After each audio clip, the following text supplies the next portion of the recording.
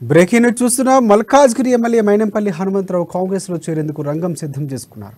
ఈ నెల 27వ తేదీన ఢిల్లీకి వెళ్లి కాంగ్రెస్ అధ్యక్షుడు మల్లికార్జున ఖర్గే సమక్షంలో ఆయన కండువా కప్పుకుంటారనే సమాచారం అందుతుంది. ఈ మేరకు పార్టీలోకి ఆహ్వానించేందుకు ఇవాళ మైనంపల్లి నివాసానికి కాంగ్రెస్ నేతలు క్యూ కట్టారు.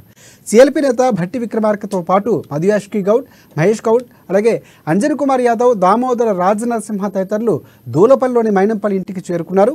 ఖర్గే సమక్షంలో మైనంపల్లి తన కుమారుడు రోహిత్తో పాటు కాంగ్రెస్ పార్టీ కండువా కప్పుకోనున్నట్లు స్పష్టం చేశారు. ఇక ఖర్గే సమక్షంలో కాంగ్రెస్లోకి చేరుతున్నట్లు మైనంపల్లి క్లారిటీ ఇచ్చారు.